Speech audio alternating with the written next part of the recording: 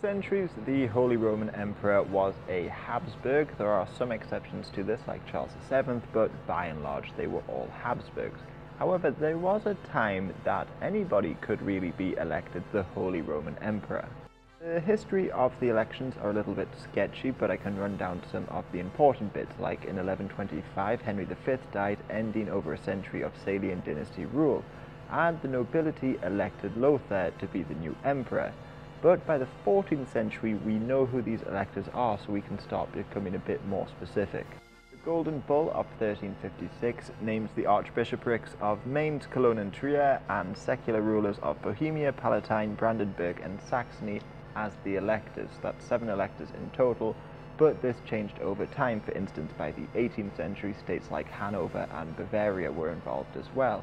Golden Bull also established that the elections would take place in Frankfurt and would last no longer than 30 days, and if it lasted any longer than 30 days, the electors would only be given bread and water until they make their decision. And it also says that should any 4 electors back one candidate, the others can't contend it. Now, there was a good reason for this last bit, and that is because in the early 14th century, Louis IV was named emperor, but the other electors also named Frederick of Habsburg as emperor as well, and the two fought each other in 1322. Plus, the Pope also backed Frederick's nomination, so the Declaration of Rensselaer, a decade or so later, removed the Pope from the election altogether. So to be elected, you only needed 4 votes. That's all. You didn't need to be a head of a state within the Holy Roman Empire, you didn't need to have land or anything like that. You just needed 4 votes.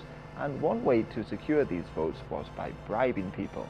For instance, in the 13th century, there was Richard of Cornwall, who was probably one of the most wealthiest men in Europe thanks to the mines of Devon and Cornwall. Plus, he became even richer after marrying the widow of the Earl of Gloucester, and then he married the daughter of the Count of Provence. Well, in 1256, he managed to beat Alfonso X of Aragon in the elections and was named King of the Romans. And it's probably safe to assume that his wealth played a great deal in the election, because he only visited Germany a handful of times even after he was named King of the Romans.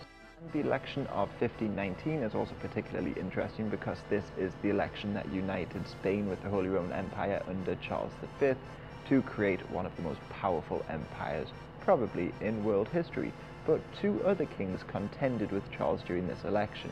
These were Francis I of France and Henry VIII of England, and one historian, Henry J. Cohn, said that he lists a lot of factors that played into the election, but also said that Maximilian I ran into a lot of debt by borrowing money from the Fugger banking family to ensure that his grandson, Charles, was elected.